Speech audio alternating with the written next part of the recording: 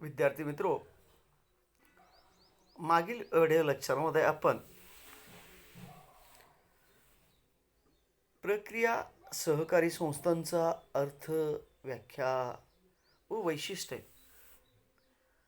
हा भाग अभ्यासलेला आहे. आजच्या व्हिडिओ लेक्चरमध्ये आपणाला प्रक्रिया सहकारी संस्थांची कार्ये अभ्यासायची आहेत. शेतीमालाच्या उत्पादनांच्यावर योग्य पद्धतीच्या योग्य वेळी प्रक्रिया झाल्या नाहीत तर अशा मालाला योग्य बाजारभाव मिळत नाही आणि पर्यायाने शेतकऱ्यांचं नुकसान होतं आणि शेतकऱ्यांचं नुकसान झाल्यानंतर देशाचं सुद्धा फार मोठ्या प्रमाणात नुकसान होण्याची शक्यता असते. त्यामुळे कृषी प्रधान देशामध्ये कृषी उत्पादनांच्यावर प्रक्रिया करणाऱ्या उद्योगांना अतिशय महत्त्वाचं स्थान प्राप्त झालेलं आपल्याला दिसून येतं. देशाच्या आर्थिक विकासामध्ये कृषी माल प्रक्रिया संस्था अतिशय महत्त्वाची भूमिका बजावत असलेले दिसून येतात. त्यामुळे प्रक्रिया सहकारी संस्था कोणकोणत्या प्रकारची कार्य करतात हा भाग पाहणे फार महत्त्वाचं आहे. कृषी मालावर प्रक्रिया करावीची झाल्यास कृषी मालाचं एकत्रीकरण करणं फार गरजेचं आहे. म्हणून कृषी माल प्रक्रिया संस्थांचं पहिलं कार्य आहे शेतीमालाचे एकत्रीकरण करणे.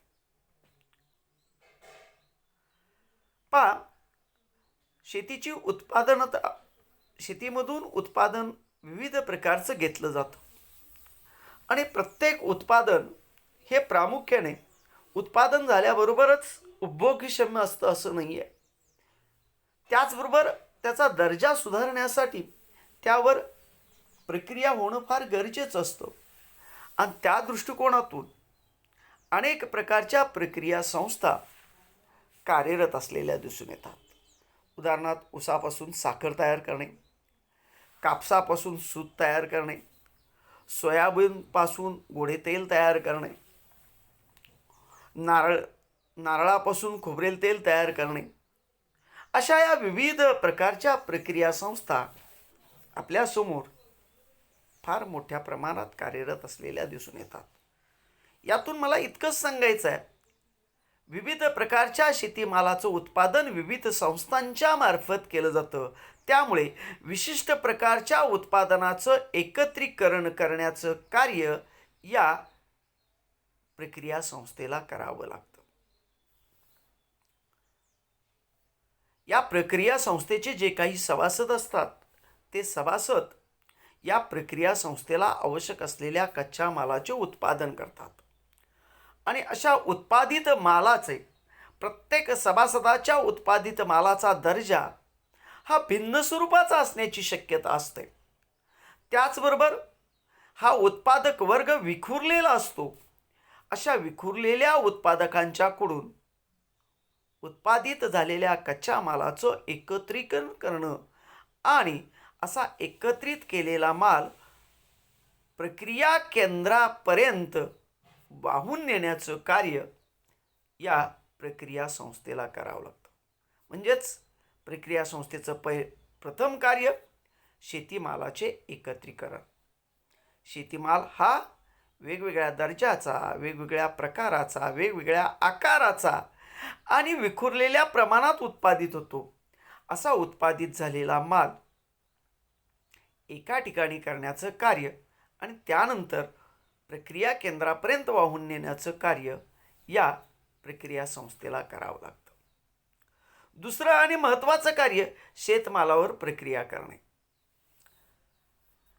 प्रक्रिया संस्थांच्या निर्मितीचाच प्रमुख उद्देश या कार्याच्या पूर्ततेसाठी असलेला आपल्याला दिसून येतो.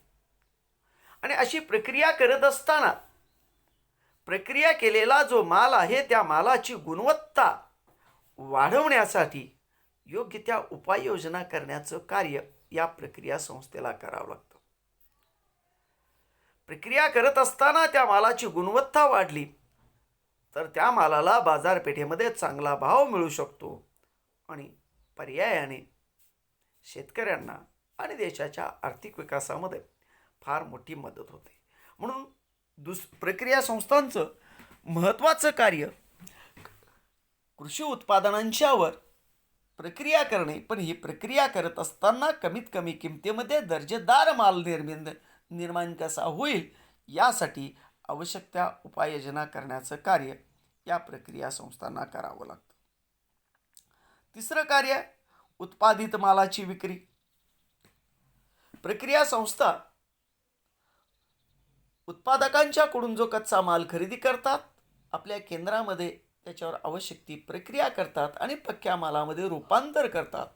असं पक्क्या मालामध्ये रूपांतर केल्यानंतर बाजारपेठेतील मागणीनुसार त्याचं प्रमाणीकरण व प्रतवारी करून बाजारपेठेपर्यंत त्या मालाची वाहतूक करण्याचं कार्य या प्रक्रिया संस्थांना करावं लागतं. जर प्रमाणीकरण व प्रतवारी केली नसेल किंवा बाजारपेठेपर्यंत मालाची वाहतूक केली नाही तर त्या मालाला योग्य पद्धतीचा बाजारभाव मिळू शकणार नाही. त्यामुळे उत्पादित मालाची विक्री करण्यापूर्वी त्या मालावर प्रमाणीकरण, प्रतवारी, चिन्हांकन, बांधणी अशा विपणनाच्या विविध प्रकारच्या कार्य करण्याची जबाबदारी प्रक्रिया संस्थेची असते आणि त्यामुळे उत्पादित मालाची विक्री योग्य किमतीला होऊ शकते. म्हणून उत्पादित मालाची विक्री करणे आणि त्या विक्रीला पूरक अशी विविध कार्य करण्याचं कार्य प्रक्रिया संस्थेला करावं लागतं. चौथा मुद्दा आहे शिक्षणाच्या सोयी. प्रक्रिया संस्थांना आपल्या कार्यक्षेत्रामध्ये शैक्षणिक विकास साधण्याच्या दृष्टिकोनातून विविध शैक्षणिक संकुल उभा करण्याचं कार्य करावं लागतं. यामध्ये प्रामुख्याने शाळा, महाविद्यालय, त्याचबरोबर प्रक्रिया संस्थांना कुशल कर्मचारी वर्ग उपलब्ध करून देण्याच्या दृष्टिकोनातून विविध व्यावसायिक प्रशिक्षण संस्था, तंत्र शिक्षण संस्था अशा विविध संस्थांची निर्मिती करण्याचं कार्य करावं लागतं. केवळ प्रक्रिया संस्थांची स्थापना करून चालणार नाही, तर त्या प्रक्रिया संस्था योग्य पद्धतीनं कार्यरत राहण्यासाठी पुरेसं मनुष्यबळ, कुशल असं मनुष्यबळ उपलब्ध होणं फार गरजेचं असतं. आणि म्हणूनच प्रक्रिया संस्था आपल्या कार्यक्षेत्रामध्ये विविध प्रकारच्या शाळा, विविध प्रकारची महाविद्यालय, तंत्रकौशल्य विकास कार्यक्रम किंवा संस्था आणि तंत्र शिक्षण संस्था अशा या विविध संस्थांची निर्मिती करत असलेले दिसून येतात. पर्यायाने प्रक्रिया संस्थांच्या कार्यक्षेत्रामधील जे नवयुवक आहेत त्या अशा नवयुवकांना नवनवीन तंत्रज्ञानाचं ज्ञान मिळू शकतं. त्याचबरोबर त्यांना रोजगाराच्या संधीसुद्धा उपलब्ध होऊ शकतात. अशा पद्धतीनं शैक्षणिक सुविधा करण्याचं कार्य आणि राष्ट्राच्या विकासाला हातभार लावण्याचं कार्य सुद्धा प्रक्रिया संस्था करत असलेल्या दिसून येतात. विद्यार्थी मित्रो, आपल्या भागातील श्री दत्त सहकारी साखर कारखाना हा उसावर प्रक्रिया करणारा एक सहकारी तत्वावर चालणारी ही संस्था आहे आणि या संस्थेच्या कार्यक्षेत्रामध्ये ITI, डिप्लोमा असे विविध शैक्षणिक अभ्यासक्रम सुरू असलेले आपल्याला दिसून येतात. आपल्याच भागातील वारणा सहकारी साखर कारखान्याच्या कार्यक्षेत्रामध्ये बालवाडी ते डॉक्टर, इंजिनियर बनण्याच्या दृष्टिकोनातून आवश्यक त्या शैक्षणिक सुविधा उपलब्ध करून दिलेल्या आहेत. अशी ह्या प्रक्रिया संस्था आपल्या कार्यक्षेत्रामध्ये शैक्षणिक संस्था निर्माण करून शैक्षणिक विकास करण्याचं कार्यसुद्धा करत असतात. म्हणजेच प्रक्रिया संस्था केवळ आपल्या सभासदांच्या आर्थिक प्रगतीचं कार्य न करता आपल्या सभासदांच्या मुलांच्यासाठी शैक्षणिक विकास साधण्याचं सुद्धा कार्य करत असलेला दिसून येतात. पुढचं कार्य पीक संरक्षणाबाबत मार्गदर्शन. प्रक्रिया संस्थांचं यशच किंवा अस्तित्वच सभासदांनी उत्पादित केलेल्या कृषी मालावर किंवा मालावर अवलंबून असतं. प्रक्रिया संस्थांना पुरेशा प्रमाणात कच्चा माल उपलब्ध झाला तरच प्रक्रिया संस्था योग्य पद्धतीनं कार्य करू शकतात. आणि अशा कच्च्या मालाचा दर्जा योग्य पद्धतीनं असेल तर निर्माण होणारा पक्का माल सुद्धा चांगल्या दर्जाचा होऊ शकतो. म्हणून योग्य दर्जाचा कच्चा माल प्रक्रिया संस्थांना उपलब्ध व्हावा या दृष्टिकोनातून सभासदांनी ज्या कच्च्या मालाचं उत्पादन करायचं ठरवलेलं आहे त्या कच्च्या मालाचं योग्य पद्धतीनं संरक्षण होणं गरजेचं असतं. आणि असं संरक्षण करण्याच्या दृष्टिकोनातून पिकांच्यावर कोणकोणते रोग येऊ शकतात, कोणकोणत्या किडी लागू शकतात, त्याच्यावर कोणकोणत्या प्रकारच्या उपाययोजना कराव्या लागतात, या सर्व बाबींचं मार्गदर्शन करण्याची जबाबदारी प्रक्रिया संस्था उचलत असलेली दिसून येते. आपल्या भागातील श्री दत्त सहकारी साखर कारखाना ऊस विकास योजनेमधून जास्तीत जास्त उत्पादन कशा पद्धतीने घेता येईल यासाठी शेतकरी बांधवांना वेळोवेळी मार्गदर्शन करत असलेले दिसून येतं. त्याचबरोबर योग्य पद्धतीची खते, कीटकनाशकांचा वापर कसा करावा, खतांचा वापर कशा पद्धतीने करावा, पाण्याचा वापर कशा पद्धतीनं करावा, किती प्रमाणात करावा याचं मार्गदर्शन वेळोवेळी करत असलेलं आपल्याला दिसून येतं. या विविध मार्गदर्शनामुळेच या प्रक्रिया संस्थांना उपलब्ध होणारा जो कच्चा माल असतो तो दर्जेदार माल उपलब्ध होऊ शकतो. म्हणून या प्रक्रिया संस्था आपल्या सभासदांच्यासाठी पीक संरक्षणाचे मार्गदर्शन वर्ग आयोजित करत असलेले दिसून येतात. पुढचं कार्य आहे बी बियाणे खते पुरवणे. प्रक्रिया संस्थांना जो कच्चा माल आवश्यक आहे तो कच्चा माल दर्जेदार मिळायचा असल्यास दर्जेदार बियाणांचं पेरणी किंवा दर्जेदार बियाणांचाच वापर होणं फार गरजेचं असतं. अशा वेळी संशोधन केंद्रांच्या मार्फत वेळोवेळी संशोधित झालेली नवनवीन वाण आपल्या सभासदांना उपलब्ध करून देण्याचं कार्य या प्रक्रिया संस्था करत असतात. केवळ बियाणांचा वापर करून, चांगल्याच बियाणांचा वापर करून उत्पादनामध्ये वाढ करता येत नाही, तर या रोपांची किंवा त्या पिकाची जोमानं वाढ होण्यासाठी, चांगल्या पद्धतीनं वाढ होण्यासाठी खते सुद्धा आवश्यक असतात, कीटकनाशके सुद्धा आवश्यक असतात. आणि वेळोवेळी प्रक्रिया संस्था अशा या आपल्या सभासदांना दर्जेदार बियाणे, खते, कीटकनाशके सुद्धा उपलब्ध करून देतात की जेणेकरून सभासद वर्ग दर्जेदार कच्च्या मालाचं उत्पादन करू शकेल. 7वं कार्य उप उत्पादनाच्या विकासाला चालना. शेतीमधील जे उत्पादन झालेलं आहे अशा उत्पादनावर प्रक्रिया करत असताना काही सह उत्पादनं सुद्धा निर्माण होत असतात. आणि अशा सह उत्पादनांच्या निर्मितीमधून, त्याच्या विक्रीमधून आपल्या सभासदांना चांगला बाजारभाव उपलब्ध करून देता येतो. या दृष्टिकोनातून प्रक्रिया संस्था या प्रामुख्याने मुख्य उत्पादनाबरोबरच सह जे उत्पादन होतं त्या उत्पादनांच्याकडे सुद्धा चांगल्या पद्धतीनं लक्ष पुरवतात. त्या सह उत्पादनांचं सुद्धा बाय प्रॉडक्ट्स किंवा को प्रॉडक्ट्स असं म्हणतात, अशा या सह उत्पादनांचं सुद्धा निर्मिती करत असलेले दिसून येतात. आणि पर्यायाने सभासदांना चांगला भावसुद्धा ते देतात. उदाहरण जर घ्यायचं म्हटलं तर ऊसाच्या बग्यासपासून श्री दत्त सहकारी साखर कारखाना किंवा महाराष्ट्र राज्यातील अनेक सहकारी साखर कारखाने ऊसाच्या बग्यासपासून वीज निर्मिती करत असलेले दिसून येतात. शासनाची सुद्धा याला मदत असलेली दिसून येते. त्याचबरोबर प्रेसमड, मळीपासून अल्कोहोल, ऊसाच्या चिपाडापासून कागद असे विविध प्रकारचे बाय प्रॉडक्ट्स सुद्धा निर्माण होत असलेले दिसून येतात. पुढचं कार्य शेतमालाच्या उत्पादनासाठी कर्ज पुरवठा. आपल्या राज्यामध्ये अनेक प्रक्रिया संस्था निर्माण झालेल्या आहेत. मात्र या प्रक्रिया संस्थांना कच्चा माल पुरवठा करणारा जो शेतकरी वर्ग आहे, हा शेतकरी वर्ग सदैव आर्थिक अडचणीत असलेला दिसून येतो.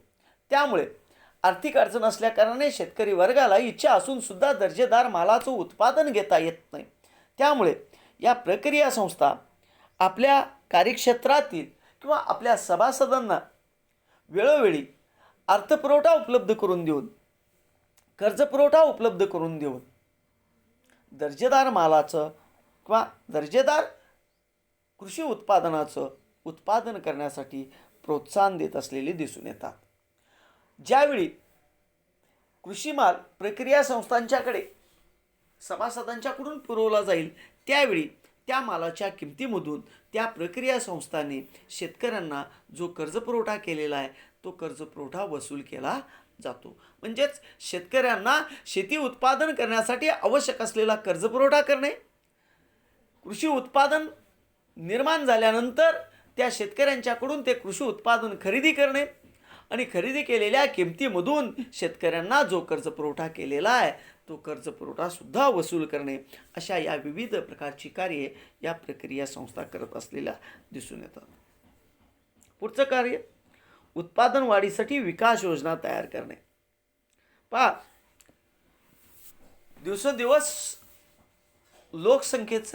लोकसंख्येमध्ये वाढच होत असलेली दिसून येते आणि या वाढीव लोकसंख्येच्या अन्नधान्याचा प्रश्न जर सोडवायचा असेल तर शेतकऱ्यांनी कमीत कमी वेळेमध्ये जास्तीत जास्त उत्पादन घेणं फार गरजेचं असतं आणि कमीत कमी वेळेमध्ये जास्तीत जास्त कृषी मालाचं उत्पादन जर घ्यायचं असेल तर नवनवीन तंत्रज्ञानाचा, नवनवीन बियाणांचा, नवनवीन कौशल्यांचा कृषी क्षेत्रामध्ये वापर होणं फार गरजेचं आहे. अशा नवनवीन तंत्रज्ञानाचा, नवनवीन बियाणांचा कमी खर्चामध्ये किफायतशीर शेती कशी पद्धतीने करता येईल याविषयीचं आवश्यक ते मार्गदर्शन प्रक्रिया संस्था आपल्या सभासदांना उपलब्ध करून देतात. यासाठी आपल्या तालुक्यामध्ये क्षारपड जमीन विकास योजना श्री दत्त सहकारी साखर कारखान्यामार्फत आखलेली दिसून येते. आपल्या भागामध्ये किंवा आपल्या तालुक्यामध्ये पाणी पुरवठा फार मोठ्या प्रमाणात कृषीला केला जातो. पंचगंगा, कृष्णा, दूधगंगा, वारणा अशा या 4-5 नद्यांचं पाणी आपल्या कृषीला उपलब्ध होतं आणि त्यामुळे शेतकऱ्यांच्या मार्फत शेतीला मुबलक प्रमाणात पाणी दिलं जातं. गरज नसताना सुद्धा जे मोठ्या प्रमाणात पाण्याचा पुरवठा शेतीसाठी झालेला दिसून येतो. त्यामुळे शिरोळ तालुक्यातील काही जमिनी वॉटरलॉक बनलेल्या आहेत आणि अशा वॉटरलॉक जमिनी झाल्या तर कृषी उत्पादन घटण्याची शक्यता असते, शेतीचा पोत खालवण्याची शक्यता असते. त्यामुळे दत्त सहकारी साखर कारखान्यामार्फत शेतीचा पोत सुधारण्याच्या दृष्टिकोनातून, शेतीतील उत्पादन वाढवण्याच्या दृष्टिकोनातून प्रामुख्याने क्षारपड जमिनी विकास योजना राबवली गेली आणि त्यामधून चर खोदणे, सच्छिद्र पाईपलाईन करणे आणि पाण्याचा कृषी व शेतीमधून पाण्याचा निचरा योग्य पद्धतीने करणे अशा पद्धतीची विविध प्रकारचे मार्गदर्शन आणि योजना प्रक्रिया संस्थेमार्फत राबवत असलेल्या दिसून येतात. शेवटचं कार्य आहे मार्गदर्शन व प्रशिक्षण. दिवसेंदिवस तंत्रज्ञानामध्ये फार मोठे बदल होत असलेले दिसून येतात आणि या तंत्रज्ञानाचा शेतकऱ्यांनी मोठ्या प्रमाणात आपल्या कार्यामध्ये वापर केला, शेतीमध्ये वापर केला तर उत्पादकता वाढण्याची शक्यता असते. त्यामुळे नवनवीन तंत्रज्ञान कोणकोणतं आलेलं आहे, त्या तंत्रज्ञानाचा वापर कसा करावा, कमीत कमी किमतीमध्ये, कमीत कमी खर्चामध्ये किफायतशीर शेती कशी करावी, यासाठी वेळोवेळी या प्रक्रिया संस्थांच्या मार्फत आपल्या कार्यक्षेत्रातील सभासदांच्यासाठी मार्गदर्शन शिबिरं आयोजित केली जातात. त्याचबरोबर अलीकडच्या कालखंडामध्ये फार मोठ्या प्रमाणात नैसर्गिक आपत्तीसुद्धा येत असलेले दिसून येतात आणि अशा नैसर्गिक आपत्तीमध्ये आपला व्यवसाय किंवा आपण कसे तारून जाऊ, कसे टिकून राहू यासाठी आवश्यक ते प्रशिक्षण आणि नैसर्गिक आपत्तीमध्ये ज्या सभासदांना किंवा ज्या व्यक्तींना नैसर्गिक आपत्तीमुळे सामोरं जावं लागलेलं आहे, नैसर्गिक आपत्तीमध्ये फार मोठ्या प्रमाणात नुकसान झालेलं आहे, त्यांना आर्थिक मदत करण्याचं कार्यसुद्धा या प्रक्रिया संस्था करत असलेल्या दिसून येतात. 2019-2021 साली आपल्या तालुक्यामध्ये जो महापूर आला त्या महापुरामध्ये आपल्या आसपासच्या खेड्यामधील जे शेतकरी बांधव विस्थापित झाले, त्या विस्थापित बांधवांच्या महापूर कालखंडामध्ये योग्य पद्धतीनं उदरभरण करण्याचं कार्य आणि त्यांना शेल्टर म्हणजे निवारा उपलब्ध करून देण्याचं कार्य आपल्या दत्त सहकारी साखर कारखान्यामार्फत केलेलं दिसून येतं. अशा पद्धतीनं नैसर्गिक आपत्तीच्या वेळी कोणकोणत्या उपाययोजना कराव्यात, पिकाचं संरक्षण कसं करावं, स्वतःचं रक्षण कसं करावं, या बाबी प्रशिक्षणामार्फत आपणाला